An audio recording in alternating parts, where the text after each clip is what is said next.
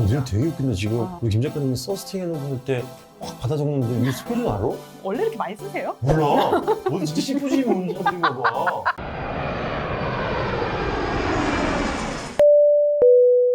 본격 방구석 지구여행 진행을 맡고 있는 여행작가 노중훈입니다. 히치하이커의 대표이자 여행작가, 여행 크리에이터, 여행 전문 강사 김다영 작가님을 모셨습니다.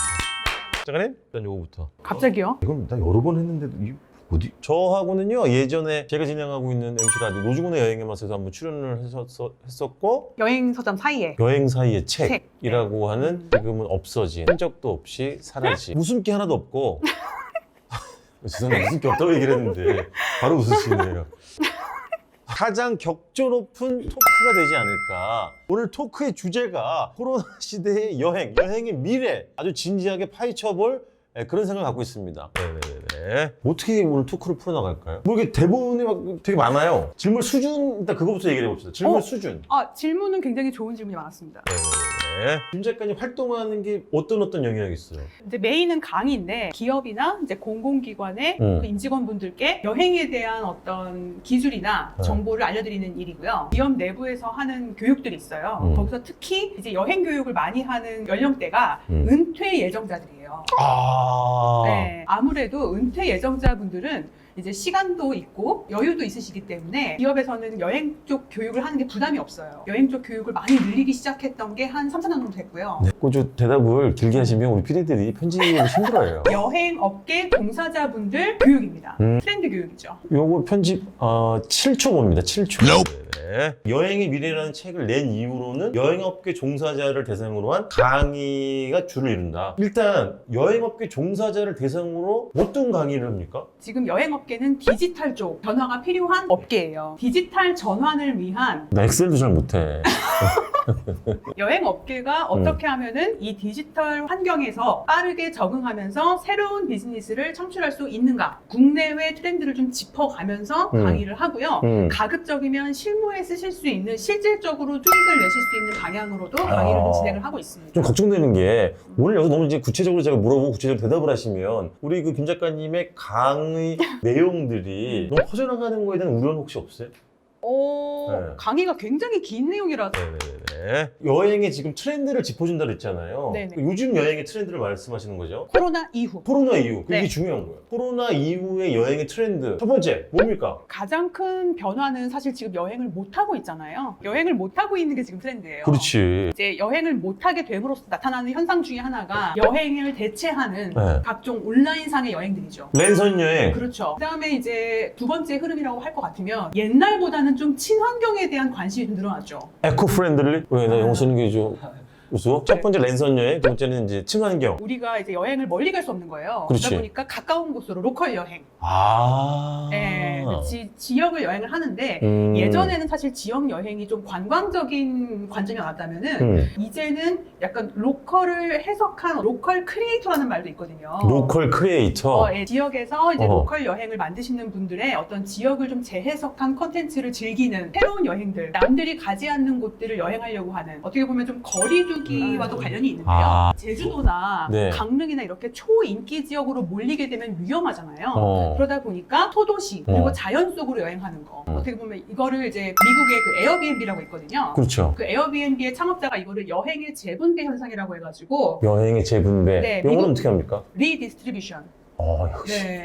괜히 물어봤네. 미국에서도 똑같이 나타나고 있는 현상이고 전 세계가 지금 거의 비슷하게 가고 있습니다. 지금 말씀한 세 번째 트렌드, 로컬. 그 세 번째 트렌드의 창시자, 선구자, 사실은 최초 리더는 저 아니었을까요? 백종원의 3대 천왕, 수요미식회 나온 식당들 갈 때 네네. 저는 정말 시골 구석탱이에 있는 아무도 주목하지 않은 제가 찾아다니고. 인정. 그러면 그런 트렌드에 맞게 여행업계 종사자들이 변해야 한다 이런 거예요? 아니면 업무의 재조정? 아니면 새로운 미션의 등장 뭐 이런 건가요? 사실 근데 여행의 미래에서 다뤘던 변화는 코로나 이전에 이 책이 다 집필 다 끝났고요. 사실은 지난 10년간 여행의 소비의 변화가 크게 일어났다는 게 이 책의 골자거든요. 우리가 이제 여행을 소비하는 방식 자체가 지금 많이 변화하고 있고, 예전에는 장소를 위주로 다니면서 많은 곳들을 보는 여행을 했다면 이제는 우리가 여행에서 내가 직접 경험해보고 체험해보는 그런 것들을 위주로 하는 여행인데, 코로나 이후에는 이제 그런 여행들이 국내 여행에서 나타나고 있기 때문에 지금 제한된 상황에서 여행 비즈니스를 계속 하려면은 어떻게 보면 이런 트렌드를 무시하고 갈 수는 없는 거죠. 작가님이 이제 그런 새로운 트렌드, 뭐 바뀐 환경 속에서 앞으로 이제 어떻게 나아갈 것인가 이런 걸 강의를 하고 얘기하고 다니시는 거잖아요. 네네네. 그러면 김나영이라는 사람이 여행의 미래를 예측하고 뭐 설계하고 이런 데 참조를 하는 건 뭐예요? 뭘 보고 미래를 예측합니까? 말씀을 드리려면 이제 이 책을 어디서 취재했나부터 말씀을 드려야 될 것 같아요. 그렇습니다. 이게 그냥 제 뇌피셜을 쓰면 안 되잖아요. 그래서 안 되지. 그 나는 호텔을 여행한다. 맞아. 그 책을 냈을 때 제가 작가님 만났잖아요. 맞아요. 그 책을 내고 나서 곧바로 제가 이제 어디로 가냐면은 미국 하와이로 가게 돼요. 하와이? 네, 하와이는 이제 서핑? 네, 서핑. 하러? 네, 아니요. 아, 예.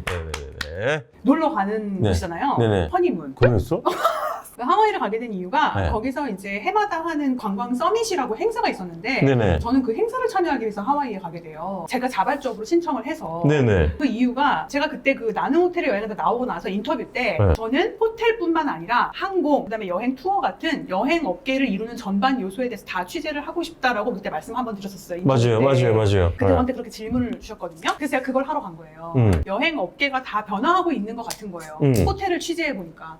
이 여행 업계의 변화를 알려면 여행 업계를 선도하고 있는 국가에 가서 트렌드를 알아봐야 된다. 아, 미국입니까? 네, 미국이 첫 번째. 그래서 미국에서 하는 행사들 전 해에 사실은 북유럽에서 하는 전 세계 여행 블로거 행사가 있었는데 거기서 트렌드 강의를 많이 들었어요. 그래서 저도 그 호텔 책을 집필하면서 동시에 트렌드 취재도 한번 해봐야겠다.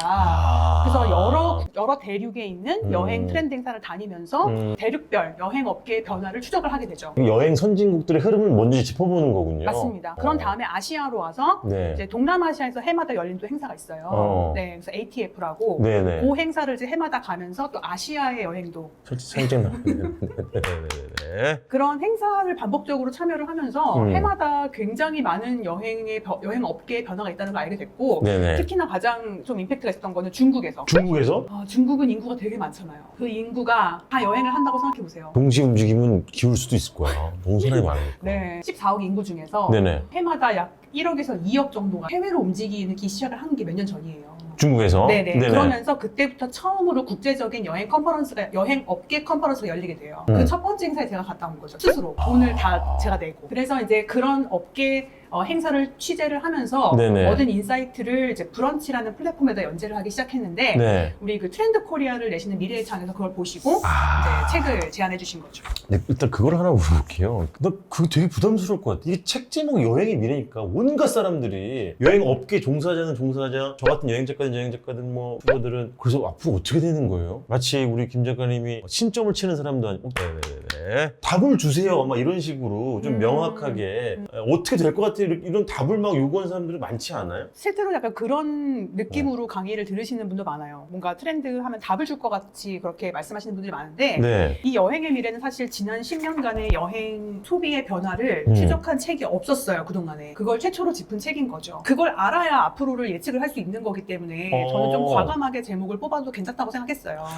그러니까 이 책은 이제 무슨 미래 예언서, 노스트라다무스 이런 류의 책이 아니라 지금까지 우리나라에 없었던 근 10년 동안의 여행업계의 변화, 업계의 변화, 일반 여행자들의 트렌드의 변화 이런 것들을 추적해서 요걸 기반으로 앞으로 어떻게 할 건가를 재현을 하는. 그렇죠. 그 여행을 변화시킨 주 소비자가 밀레니얼 세대라는 거죠. 또 하나의 또 부제기도 해요. 그게 MZ 그거예요? M은 밀레니엄, Z는 뭐야? 밀레니얼과 Z세대. 제가 원래 무슨 X세대 아니에요? 아니요. 아니에요? 약간 끄트머리의 밀레니얼. 네, 나는 쌍팔년도 세대. 그러면 하나씩 간단하게 좀 얘기를 짚어보면 이제 챕터 1에 패키지 여행. 그러니까 우리 지금 PD들도 다 개별 여행 다녀요? 가봤어요? 언제? 1년 딱 코로나 터지기 직전에 딱 끝나고 들어갔어요. 패키지로? 세미 패키지로. 뭐 어디? 가족분들이랑 같이 가신 거죠? 아니 저 친구랑 그래요? 둘이서 하고 특이하시다. 세미 패키지에 껴가지고 20, 30대만 가고 30대만 가는 패키지. 그거 약간 제한을 두는구나. 여러 가지가 있어요. 요즘 패키지가. 받을 때부터? 네, 나이 제한을 두는 거죠. 짜증나네. 네, 저도 못 가요. 네네네. 이 책이 이제 챕터 1을 차지하는 것처럼 패키지 여행은 어떻게 되는 겁니까? 제가 이제 그 패키지 여행이 끝나는 시대라고 쓴 이유는 네. 정말로 패키지 여행이 없어진다는 뜻이 아니라 네. 패키지 여행으로만 여행 산업을 분석하던 시대가 끝났다는 거죠. 그렇지. 네. 그렇지. 사실 패키지가 유효한 측면이 아직도 존재를 하고 그럼요. 앞으로도 그게 있겠지. 그죠? 단체 여행으로 할 때는 효율이 있죠. 없어진다는 건 아닌데 제가 이제 여러 가지 뭐 참고를 하다가 보니까 2015년도에 경제신문 기사에 보니까 이미 그때 2015년도에 한 70%가 자유여행을 하고 있었어요. 한국에서. 굉장히 퍼센테이지가 높구나. 그러니까 완전 자유여행이랑 네. 그다음에 이제 그 숙소하고 에어텔이라고 하죠. 그렇죠, 그렇죠. 일정은 자유인 거. 그 상품을 다 합쳤을 때 70%. 여행사에서 아예 구매를 안 한다는 건 아니지만 사람들은 확실하게 일정이 자유인 걸 원한지는 굉장히 오래된 거죠. 그런 개념이었어요? 그때 20, 30대 익스클루시브. 나라들은 같이 움직였어요. 그렇지. 그러니까 그 큰 일정만 같이 하는 거지. 맞아. 그렇죠. 그 얘기예요. 예. 아, 이건 뭐예요? 그게 MZ 그거예요? 그러면 두 번째 챕터를 보면 이제 호텔과 항공업계 얘기했는데 그 김작가님 보기 여행업계에서 가장 많이 변한 건 호텔? 항공? 여행사? 관광청? 지자체? 여행작가?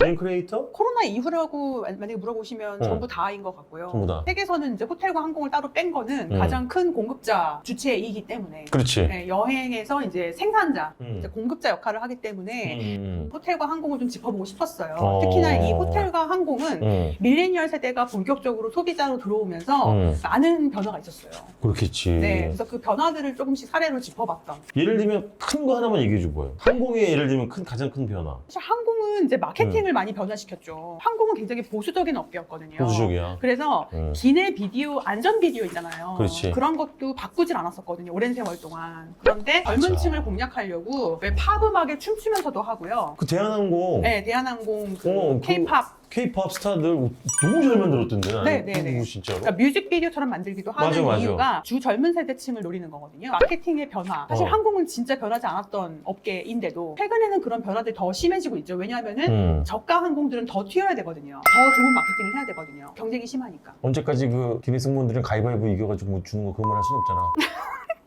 호텔도 마찬가지입니다. 소위 말하는 라이프스타일 호텔이라고 해가지고 이제 완전히 좀 새로운 호텔들이 출연하게 되고 호텔 그 인테리어나 서비스도 많이 바뀌게 되죠. 23살 신입 PD, 27살 신입 PD 누가 어디 막 여행 미치듯이 하다가 들어왔다 그랬지? 그죠? 호텔을 어떻게 골랐어요? 일단 가성비. 가성비, 음. 가성비. 음. 우리 23 PD는요? 그 나라나 나 혼내는 거 아니야. 편하게 얘기해. 지금 PD님이 말씀하시는 게 되게 정확한 요즘 친구들의 호텔 고르는 방법이죠. 그 나라의 특징이 어떤 식으로든 간에 들어있는 무슨 말이야? 그게 이제 제가 나는 호텔을 여행하는데 썼던 그런 그렇지. 네. 단순히 자는 곳이 아니라. 그렇죠. 뭐 그 지역을 좀 담고 있는. 그리고 세 번째를 보면 뭐 물을 게 많아서 그래요. 근데 이게 사실은 우리 같은 채널을 이렇게 유튜브 하는 사람들이 제일 궁금한 거 아닐까? 여행업계가 인플루언서를 활용하는 법. 사실 그 장은 제가 아까 말씀드린 뭐 그런 여행 막 업계 컨퍼런스 같은 딱딱한 행사들 많이 가기도 했지만 네. 제가 한국을 대표하는 인플루언서로 뽑혀가지고 다른 나라 관광청 행사에 가서 직접 보고 느낀 것들을 적어놓은 장이에요. 그래서 좀 나 인터넷 치면은 음. 인도 관광청, 인도 정부가 선정한 최우수 외국인 기자상 나온다. 나 때는 야, 니네 진짜 지난번에 누구니? 그 저기 독일 친구. 야, 반응이 되게 다르네. 짜증나네. 그렇죠. 그래서 인플루언서로 이제 작가님 뽑혀가지고 행사 갔어. 그렇게 하다 보니까 각 나라가 관광 진흥 정책을 네. 어떻게 하는지를 제가 어떻게 보면 제가 실험실주의가 돼서 그 나라가 한국 국민들한테 홍보하고 싶은 국가 이미지라든가 그런 그렇지. 것들을 제가 경험할 수 있는 거잖아요. 그렇지. 네, 예를 들면 제가 태국에 갔을 때는 태국이 당시에 너무 방콕에만 쏠리는 그 오버 투어리즘 현상이라는 걸 굉장히 우려하고 있었어요. 한 군데만 집중적으로 몰리는. 너무 방콕에만 몰리는 거. 그러다 보니까 저 같은 이제 친구들을 뽑아서 전 세계의 그런 친구들을 뽑아서 굉장히 뭐 소도시라든가 그렇지. 에코 투어리즘을 한번 보여주고 싶었던 거예요. 그런 것들을 보면서 한국에서도 이런 걸 정책적으로 좀 참고할 수도 있겠다. 해서 이 장을 쓴 거고 실제로 지금 담당 부처에서 많이 참고를 하신다고. 그러면 나 같은 여행 작가 네. 아직도 수첩에다가 메모하고 엑셀도 못 다루고 클래식한 여행 작가의 미래는 없는 거군요. 아니죠. 뭘 아니야? 나는 그걸 지금 이제 여행 작가 20몇 년째 하고 있는데 그걸 너무 느끼고 싶어. 왜냐면 불과 몇 년 사이에 드라마틱하게 저를 찾는 사람들, 제가 예전에 했던 것들 다 다른 데로 갔어. 근데 다 다른 사람으로 갔는데 다른 사람 누구냐? 다 인플루언서. 소위 말하는. 근데 나는 후치지. 아니죠. 여전히 방송계에서도 영향력이 있으시고. 네. 방송 사람들 이 부분 너무 미겠다. 인스타그램 네. 팔로워도 높으시고. 아닌데 그런 식으로 앞으로는 예를 들면 전통적인 매체, 신문, 방송 이런 것보다도 인플루언서의 영향성이 점점 커질 것이다. 코로나 이후에 사실은 이 분야에서 굉장히 많은 논의가 있어요, 지금. 전 세계에서. 네. 소위 말하는 어. 컨텐츠 크리에이터들. 지난 1년 넘게 아무 일도 하지 못하거나 라이프 스타일 쪽으로 옮겨갔어요. 맞아. 뭐 먹는 여행 거. 갈 수가 없으니까. 네, 그래가지고 패션이나 뷰티나 이런 쪽으로도 지금 해외에서는 많이 옮겨갔거든요. 그러다 보니까 코로나 이후에 다시 이제 인플루언서들을 써서 마케팅을 하려고 할 때 예전하고는 상당히 지금 다른 흐름들이 나타나고 있는 건 사실이에요. 그래요? 최근에 취재하고 있는 부분이 있는데 이를테면 이런 거죠. 잠입 취재 이런 건가? 앞으로는 여행을 사람들이 그냥 가지 않을 거라는 거예요. 예를 들면은 내가 이 여행을 하는 게 환경을 오염시킨다거나 탄소 배출을 너무 많이 한다거나 그러면은 여행을 하지 않을 것이기 때문에 서스테이너블, 뭐 지속 가능한 이런 여행들을 좀 롤모델로 보여줄 수 있는 그런 사람들이 새로운 인플루언서가 될 수 있다는 겁니다. 니네 되게 웃긴다 지금. 여기 김 작가님이 서스테이너블 할 때 확 받아 적는데 이거 스펠링 알아? 원래 이렇게 많이 쓰세요? 몰라. 너 진짜 시푸짐 온 사람들인가 봐. 사실 지속 가능한 여행이라는 태제는 오래전부터 나오긴 했지 사실은. 코로나 이후에 사람들이 이제 내가 환경에 맞지. 끼치는 영향 같은 걸 많이 생각하다 보니까 맞지. 그래서 이제는 인플루언서를 뽑는 기준 자체가 변한다는 거예요. 인플루언서 마케팅은 하는데 그 단순히 무슨 팔로워 수가 막 이런 걸로 뽑지 않는다는 네, 거구나. 관광청이 그렇게 얘기를 많이 하고 있어요 지금. 그럼 나를 뽑아야지. 왜냐면 저는 탄소 배출이 제로예요. 나 음식 남기는 거 봤니? 최고지. 인정. 나는 제로 웨이스트. 네. 나 재밌는 질문 올해는 처음으로 나오는 지금 그거 질문 나한테 200개 줬는데 다 내가 다 버렸거든 쓰레기통에. 처음으로 마음에 드네. 근데 이 질문은 굉장히 수준이 높은 수준 높은 질문이지. 네. 내가 한 거 아니지? 용역주고 구한 질문이니?